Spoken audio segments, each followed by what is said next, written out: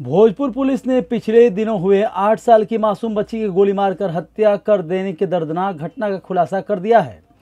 24 मार्च की देर रात उदवंत नगर के भेलाई में हुई इस दर्दनाक हत्या की वारदात में पुलिस ने मृतका के पिता को गिरफ्तार किया, जिसके पास से पुलिस ने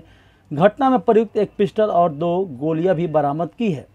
पुलिस के मुताबिक 8 वर्षीय बच्ची आराध्या की मौत खेल खेल में हुई थी, लेकिन उसके पिता और घर के अन्य सदस्यों ने हथियारबंद बदमाशों द्वारा घर में घुसकर उसकी गोली मारकर हत्या किए जाने के बाद कहते हुए 6 बीघा जमीन के लिए अपने ही रिश्तेदार पर ही बेटी की हत्या कराए जाने का आरोप लगाए थे। इस बात की जानकारी देते हुए भोजपुर एसपी प्रमोद कुमार ने बताया कि बच्ची की मौत के बाबत उसके पिता और घर के लोगों ने पुलिस को गुमराह करने के लिए अपने रिश्तेदार पर हत्या का आरोप लगाया था। जब लोगों को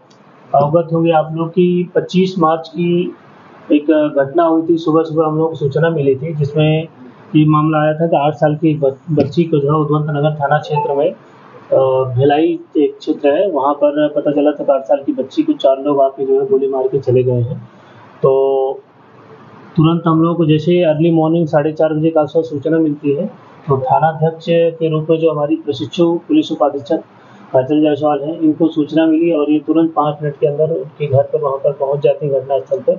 और उसके बाद अन्य वरीय पुलिस पदाधिकारी जो भी हैं उनको सूचना मिलती है, एसपी साहब हम लोगों को, तो अन्य सीनियर पदाधिकारी भी वहाँ पहुँचते हैं और इन्वेस्टिगेशन चालू होता है। तो प्रथम दृष्टया इन लोगों ने ये एक लिखित आवेदन दिया और उसमें 4 लोगों के खिलाफ इन्होंने आरोप लगाया कि 4 लोग आए और पिताजी का नाम पूछा उसकी बच्ची के, और जब वो दरवाज़ा खोली तो उसको गोली मार के चले गए। लेकिन जब हम लोगों का अनुसंधान चालू हुआ, क्योंकि मामला एक गंभीर था, छोटी सी बच्ची को गोली मारने का था, तो एक विशेष टीम का गठन होता है जिसमें एएसपी श्री हिमांशु और पुलिस उपाधीक्षक प्रशिक्षु काजल जायसवाल और उदवंत नगर के पुराने थानाध्यक्ष और डीआईओ की टीम,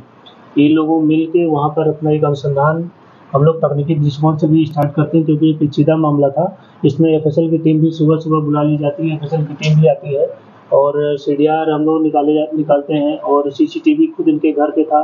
तमाम बिंदुओं पे जब अनुसंधान चालू करते हैं तो इन्होंने जो बातें शुरुआत में बताई थी, तो कुछ बातें इनकी संदिग्ध और विरोधाभासी थी। एक तो शाम को 8 बजे के आसपास गोली चलती है और ये लोग सुबह हम लोगों को 4-5 बजे के आसपास बताते हैं, तो 8-9 घंटे ये लोग डिले किए। और दूसरा था कि जो पहले हॉस्पिटल में ले गए थे और उस हॉस्पिटल से जब हम लोग पूछताछ किए तो हॉस्पिटल के डॉक्टर ने बताया कि जब ये लोग पहली बार बॉडी लेकर आए तो ये लोग बताए कि जो बच्ची छत से गिर गई है, लेकिन उन्होंने जब देखा कि ये बुलेट वुंड है तो फिर उन्होंने जो है बोला कि नहीं, आपको पुलिस को सूचना देना होगा। तो ये लोग बॉडी लेके वापस चले जाते हैं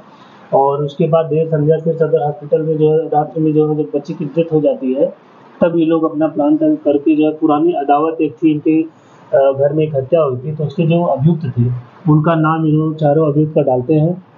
तो हमारी टीम उसमें भी अनुसंधान करती है, तो उनका लोकेशन वगैरह भी निकाला जाता है। तो जिन अभियुक्तों का नाम था वो पूरे भोजपुर में कहीं नहीं थे और एक सीसीटीवी इनके घर में लगा था, सीसीटीवी को भी वो डिलीटेड था और निकाला गया था। तो हम लोगों ने जब उसका तार वगैरह जो वहाँ हमारी टीम ने लगाया तो सीसीटीवी चालू हो गया।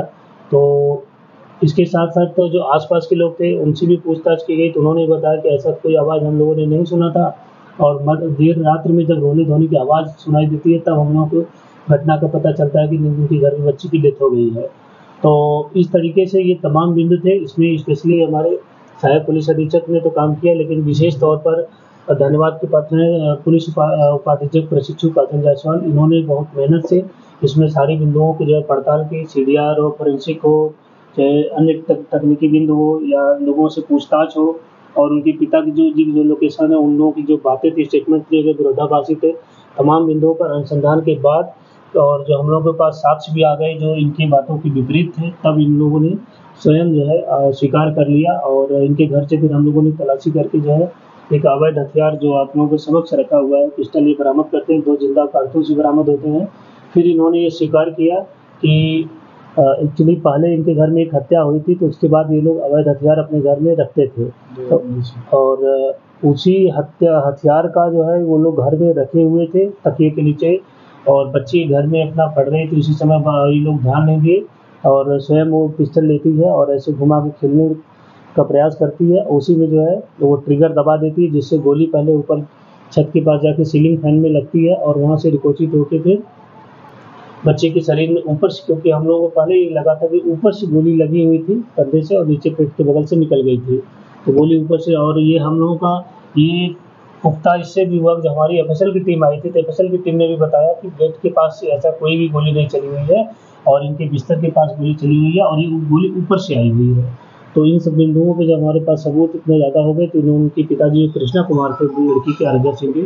वो स्वयं आए और उन्होंने फिर हम लोगों ने जब इंट्रोगेशन किया और जो साक्ष्य जुटाए और इनकी जो पिस्टल बरामद हुई और ये अवैध थी, तो उन्होंने खुद स्वीकार कर लिया कि ये हम लोग ऐसे रखे हुए थे, बच्ची खुद जैसे चलाई जिसकी वजह से बच्ची की जो है मृत्यु हो गई। इस तरीके से जो है इस एक महत्वपूर्ण जो संवेदनशील तो एक हत्याकांड था, इसका आज खुलासा हमारे गिरफ्तारी हुई फादर की। हाँ, यहाँ पर कृष्णा सिंह खुद खड़े हुए थे दाहिनी तरफ जो थे और उनकी गिरफ्तारी भी सुनिश्चित की गई है और इनके खिलाफ जो है 188 संबंधित अन्य जो धाराएं हैं जो उन्होंने झूठ शुरुआत में फैलाया, जिससे जो एक सनसनीखेज मामला हुआ, तो उसके लिए भी संबंधित धाराएं लगा के इनके खिलाफ जो है कानूनी कार्रवाई की जा रही है और आर्म्स एक्ट भी लगाया गया है। और इसमें पुनः जो है पुलिस उपाधीक्षक जो अभी प्रशिक्षु है, उनको उनकी मेहनत इसमें काबिल तारीफ रही, जिससे बहुत जल्द ही 3 से 4 दिन के अंदर हम लोगों ने घटना का उद्भेदन कर दिया है